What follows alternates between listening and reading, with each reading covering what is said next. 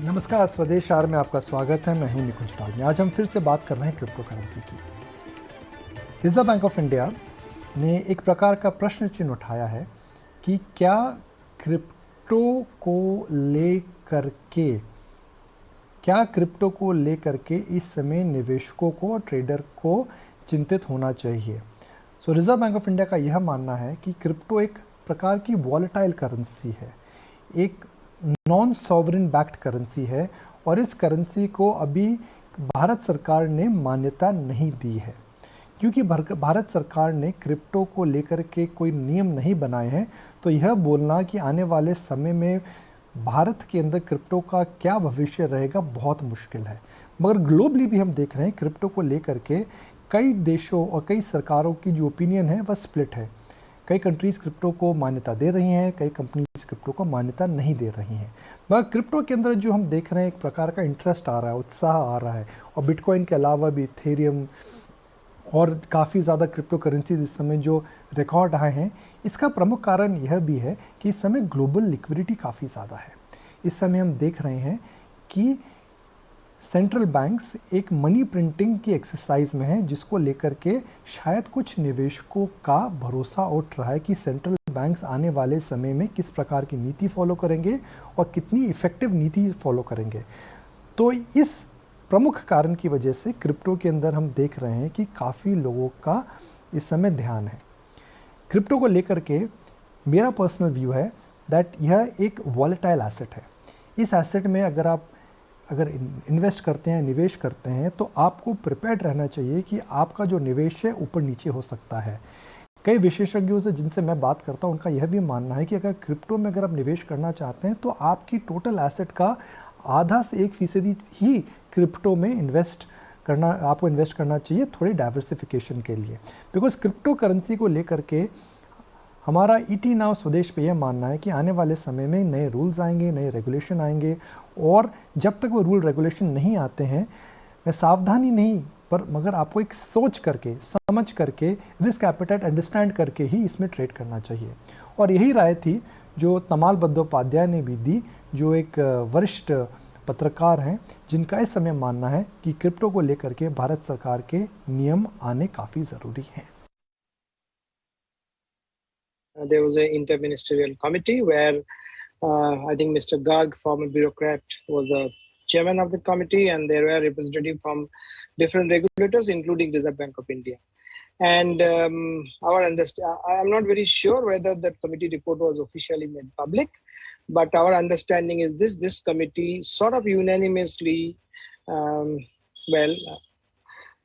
was against crypto, saying yes to it. And all of us know that it was supposed to be tabled in the budget session of Parliament, and it has not happened. Now, since then, you have seen that, if I may say so, there's been very strong lobbying in favor of crypto. And off late, if you pick up any newspaper, you'll find that full page advertisement on crypto. You go to TV channels, you'll find the crypto ads asking people to join. And meanwhile, of course, what happened is this: there's a Supreme Court judgment where essentially, which Reserve Bank of India had earlier banned the banks to deal with any kind of crypto transaction. Supreme Court lifted that. And then Reserve Bank of India followed it up with saying that, look, Supreme Court has lifted, but banks need to be careful about what they do. So it's a very, very veiled way of telling the regulated entities, look, you have to be responsible for what you're doing. We are not very happy with the way, if you deal with crypto. चलिए स्वदेश are में खबरों के सिलसिले को आगे बढ़ाते हैं। मैं हूं आपके साथ अब कविता थपलियाल। और 5G स्पेक्ट्रम को लेकर टेलीकॉम मंत्री अश्विनी वैष्णव ने टाइम्स नाउ समिट में बड़ा ऐलान किया है। उन्होंने बताया है कि 5G स्पेक्ट्रम को लेकर TRAI की रिपोर्ट फरवरी अंत तक मार्च में यहां पर आ जाएगी और इसके बाद स्पेक्ट्रम के लिए बोलियां मंगाई जाएंगी। 5G ऑक्शंस कब होंगे? आत्मनिर्भरता का क्या प्लान है? 5G? दो एलिमेंट्स आपके क्वेश्चन के। पहला एलिमेंट 5G ऑक्शंस कब होंगे। ऑलरेडी ट्राई जो हमारा लीगल सिस्टम है उसमें TRAI is the regulator which defines auction का स्ट्रक्चर कैसा होगा। So they are undergoing the consultations. I think they will submit their report by February mid is what we are thinking, maybe February end, max to max March. Immediately after that, we'll have the auctions, first part. Second part of your question,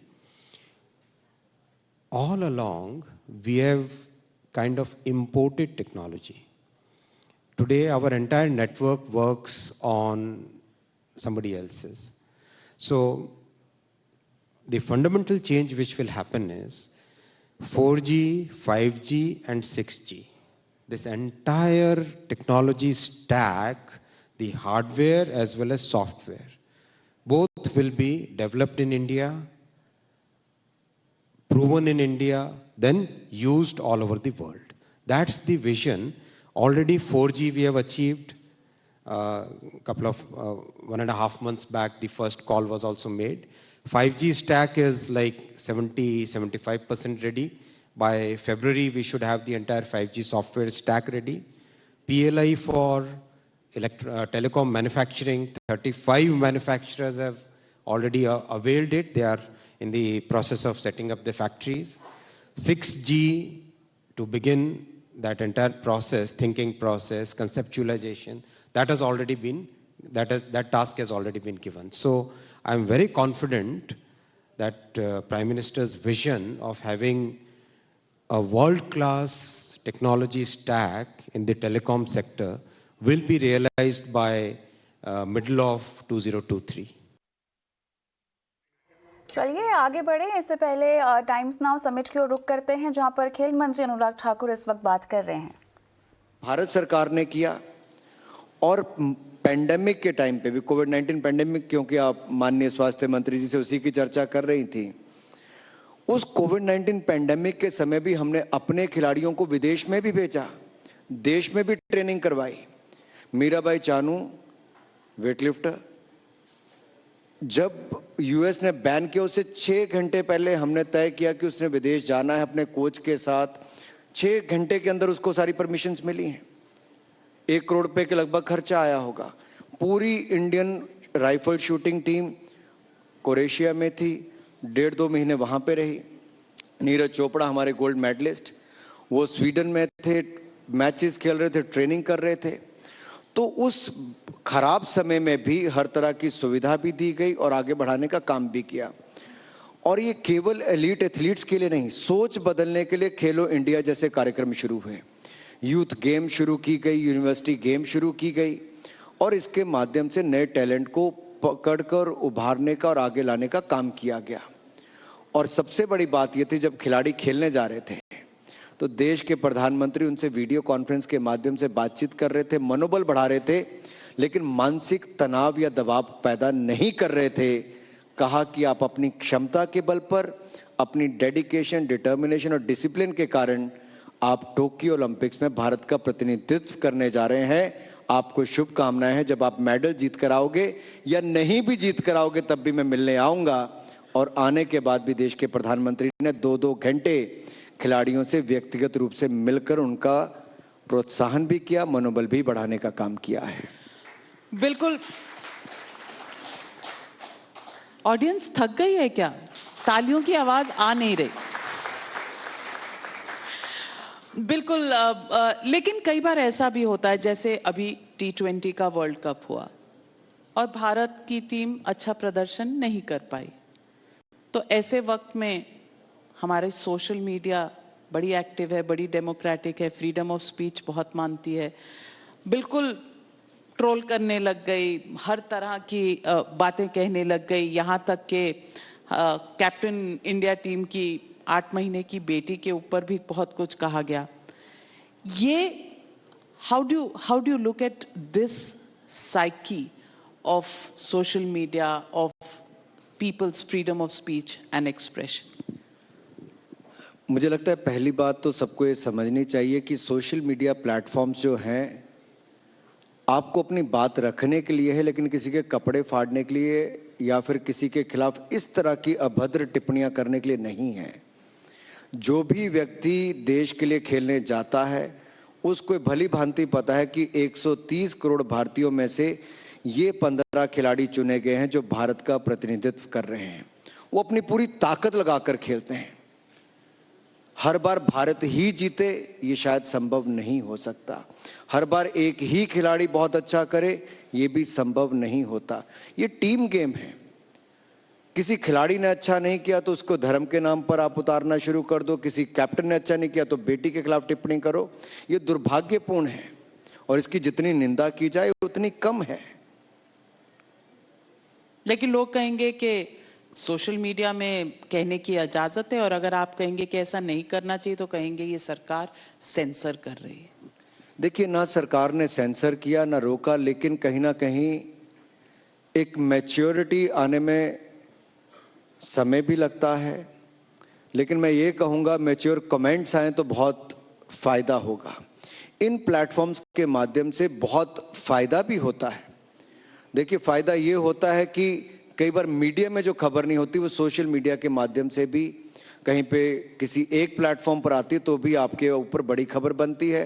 और कई बार तो अगले दिन अखबार में छपती है, उससे तो लगता है यार ये तो कभी सुनी थी खबर, पुरानी हो गई, लेकिन वो पिछले दिन शायद ट्वीट की होगी, शाम तक अलग अलग सोशल मीडिया प्लेटफॉर्म्स पर होती है तो अगले दिन बासी भी लगनी शुरू हो जाती है। तो ये भी एक ताकत है उसकी सोशल मीडिया प्लेटफॉर्म्स की, लेकिन साथ ही साथ उसमें एक बड़ी चुनौती भी खड़ी की है। आपने थोड़ा सा अपना गुस्सा जाहिर किया था जब हॉकी इंडिया ने पुल आउट किया था 2022 के कॉमनवेल्थ गेम से ओवर डिस्क्रिमिनेटरी कोविड रूल्स। आपने कहा था कि ये यूनिलैटरल डिसीजन नहीं होना चाहिए। Is this excessive government control? मुझे लगता है सबको एक बात तो समझनी चाहिए कि देश में अगर खेलों को बढ़ावा देने की बात करें तो कौन करते हैं। एक स्टेट एसोसिएशंस होती है जो राज्य की टीम्स को पिक करती, नेशनल स्पोर्ट्स फेडरेशन है जो देश के लिए टीम पिक करती हैं।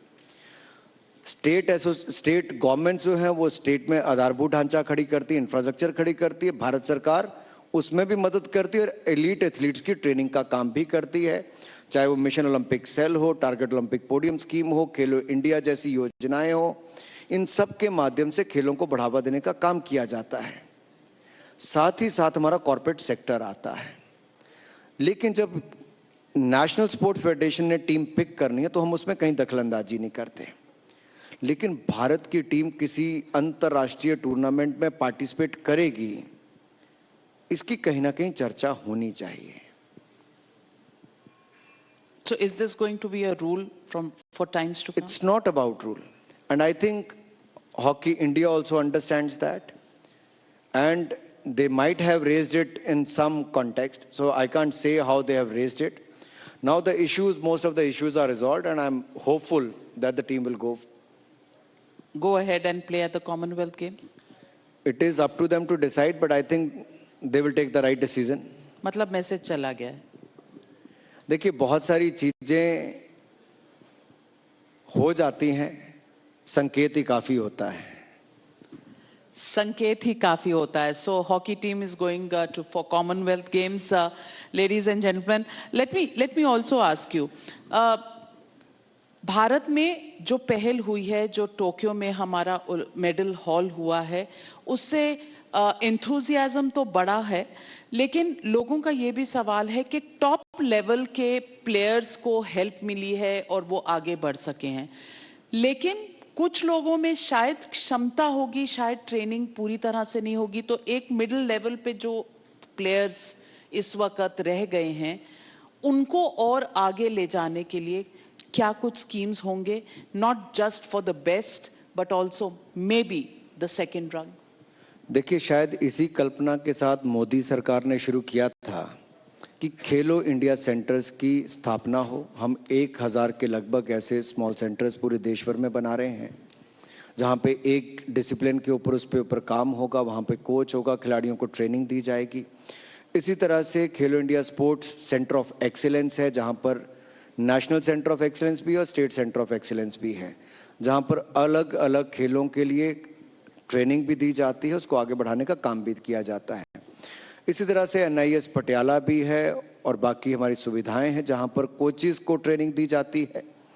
लेकिन मेरा मानना है भारत जैसे देश में एक साइंस का और टेक्नोलॉजी का, ये दो का बहुत उपयोग होना चाहिए। स्पोर्ट्स साइंस ड्रिवन है, साइंटिफिक अप्रोच के साथ ही ज़्यादा रिसर्च डेवलपमेंट के साथ उसके ऊपर काम किया जाता है और उसके साथ ही उसके रिजल्ट्स बेहतर आते हैं। टेक्नोलॉजी का उपयोग भी उसमें बहुत उपयोगी है। और मैं इसलिए कह रहा हूं कि जैसे भारत जैसे देश में मान लीजिए कोचेस कम हों, तो अगर हम कोई अंतर्राष्ट्रीय कोच ला रहे हैं तो उसके साथ अगर हम देश के कोचेस को भी 4-5 को नेशनल लेवल के कैंप में साथ में रखें, हमारे 5 कोचेस उसके साथ ट्रेन हो जाएंगे, टेक्नोलॉजी का उपयोग करेंगे, करिकुलम ऐसा बनाएंगे तो हम एप्लीकेशन के माध्यम से नीचे से हज़ारों लोगों को कोचिंग की टेक्निक भी दे सकते हैं। और खिलाड़ियों को भी अगर कोचिंग ऑनलाइन लेनी हो तो वो भी ऐप बेस्ड हो सकती है। और अगले कुछ महीनों के बाद हमारा प्रयास है कि हम देश में कोचिंग के लिए भी ऐप और खिलाड़ियों के लिए भी ऐप के माध्यम से कोचिंग की सुविधा हो, उस दिशा में भी हम कदम उठाने वाले हैं। चलिए, तो टाइम्स नाउ समिट का आज का आखिरी दिन, जहां पर फिलहाल आप मंच पर सुन रहे हैं अनुराग ठाकुर को, लेकिन आगे चलकर हमारे साथ जुड़ेंगी महिला और बाल कल्याण मंत्री स्मृति ईरानी और समिट को लेकर ताज़ा अपडेट, लाइव अपडेट्स आप तक लेकर आते रहेंगे। फिलहाल आगे बढ़ते हैं शो में।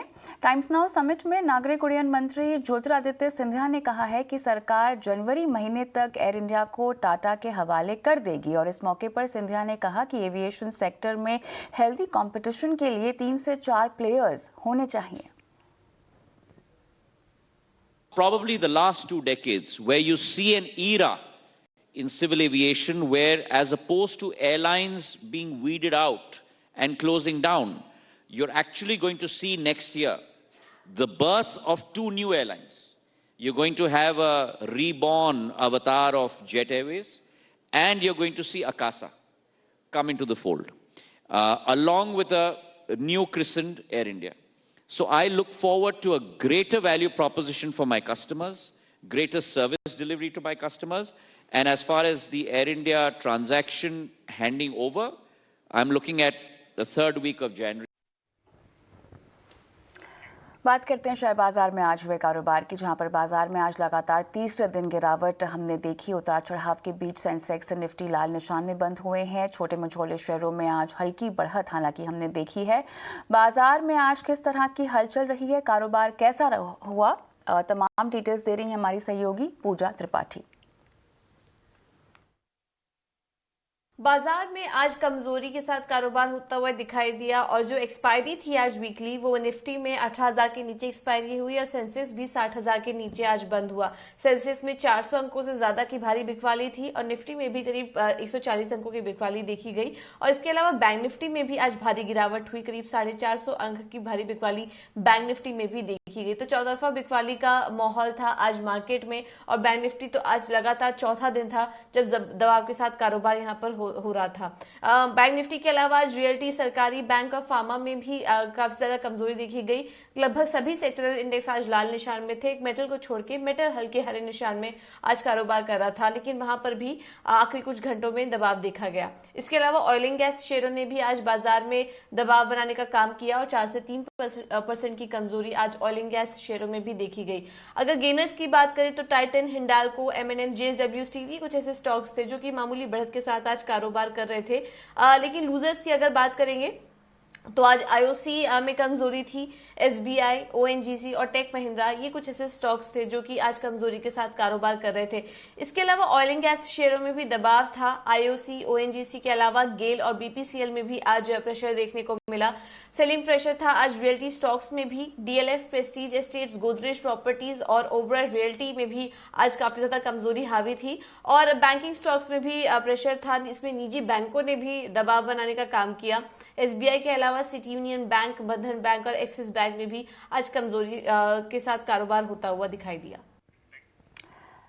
लेकिन चलिए, हमारे साथ प्रबंध संपादक निकुंज डालमिया भी जुड़े हुए हैं। तो निकुंज, जानना चाहेंगे आपसे कि बाजार को लेकर किस तरह का नजरिया आपका बन रहा है, क्या दशा और दिशा बाजार की अब आपको लग रही है? अब आइए बात करते हैं शेयर बाजार की। शेयर बाजार के अंदर आज हमने फिर देखा कि FI की सेलिंग की वजह से second half of the trade के अंदर शेयर बाजार में रिवर्सल आया था। अर्निंग सीजन ख़त्म हो चुका है, ग्लोबली कमोडिटी प्राइसेस गिर रही हैं और शेयर बाजार में दिवाली के बाद जो उत्साह का माहौल हुआ था उसमें धीमापन आ रहा है। अक्सर कहा जाता है कि शेयर बाजार tends to discount the future in advance. तो जो दिवाली की जो सेल्स थी, दिवाली का जो उत्साह था, दिवाली की जो के आसपास जो एक उत्साह का माहौल हुआ था, शायद शेयर बाज़ार उस बात को ऑलरेडी फैक्टर इन कर चुका है। और शेयर बाज़ार के अंदर इस समय हम यह भी देख रहे हैं कि क्योंकि ग्लोबली लास्ट दो या तीन दिनों से हम देख रहे हैं कि एफआई की सेलिंग इंटेंसिटी बढ़ी है, उसको लेकर के भी एफआई डोमिनेटेड स्टॉक्स में इस समय प्रेशर आ रहा है।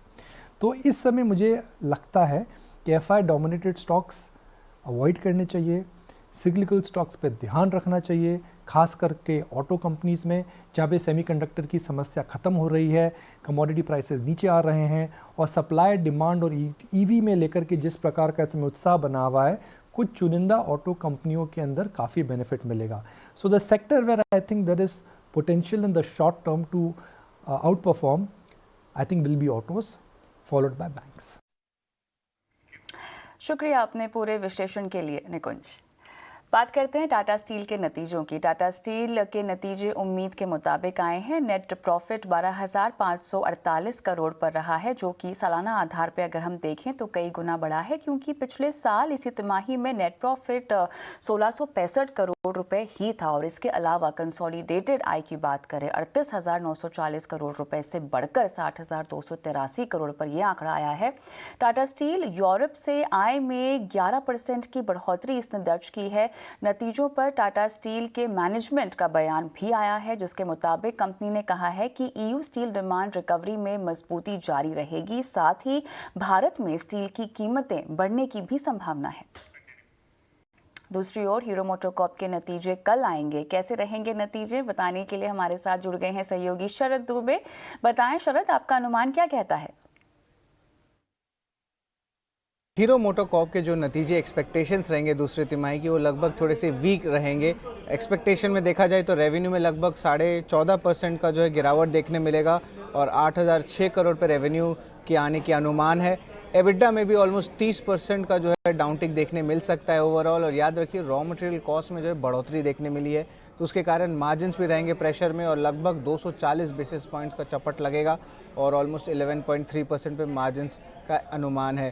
पैट में भी लगभग 30% का दबाव देखने मिलेगा और अगर वॉल्यूम्स की बात करें तो ईयर ऑन ईयर बेसिस पे तो ऑलमोस्ट 21% का जो है वॉल्यूम डी ग्रोथ देखने मिलेगा। लेकिन जो क्वार्टरली बेसिस है, सीक्वेंशियली बेसिस कहें तिमाही दे तिमाही, उसमें लगभग आपके 40% का ग्रोथ देखने मिलेगा। जो रिकवरी डिमांड है आपकी स्पेशली द रूरल एरियाज़ में, तो उसमें जो है वो एक इम्पैक्ट है सारे नंबर्स पे दे रही है। और उसके अलावा जो है जो ऑपरेटिंग डीलिवरेज है उसके कारण जो है YOY बेसिस पे जो है मार्जिन्स पे इम्पैक्ट पड़ेंगी।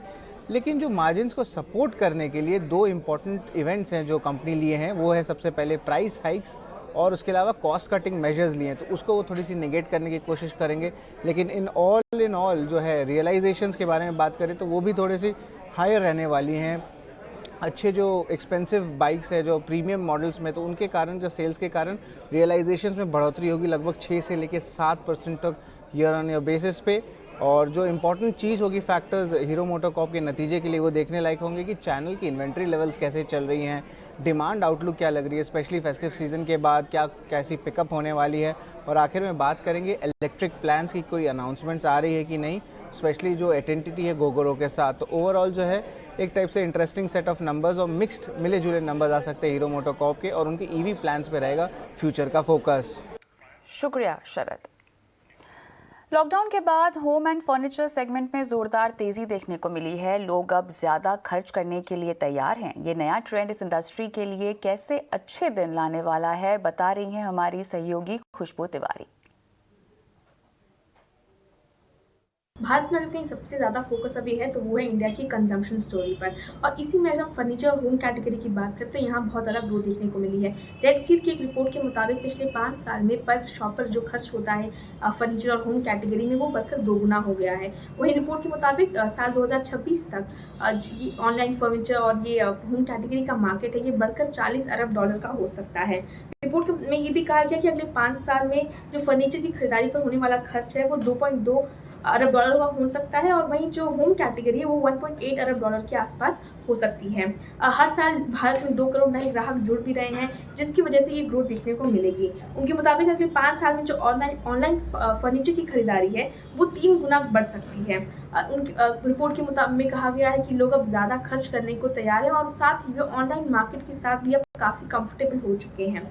आइकिया ने भी अपने आंकड़े कुछ शेयर किए हमसे। उनका कहना है कि पैंडेमिक की शुरुआत से अब तक उनकी कुछ कैटेगरीज ऐसी हैं जिसमें 3 से 5 गुना की ग्रोथ देखने को मिली है। खासतौर पे वर्क फ्रॉम होम की वजह से लोगों की ज़रूरतें, जो घर की ज़रूरतें हैं, उसमें बढ़ोतरी हुई है, चाहे वो लाइटिंग हो, चाहे वो टेबल हो और बाकी होम डेकोर का सामान हो। और यही वजह है कि उनकी वर्क फ्रॉम होम कैटेगरी और कुकिंग कैटेगरी में सबसे ज़्यादा ग्रोथ देखने को मिली है। साथ ही आइकिया का जो टोटल सेल्स है उसका 30% ई कॉमर्स से आता है, यानी ऑनलाइन पर निर्भरता भी ज़्यादा बढ़ रही है और कंफर्टेबिलिटी भी ज़्यादा बढ़ी है।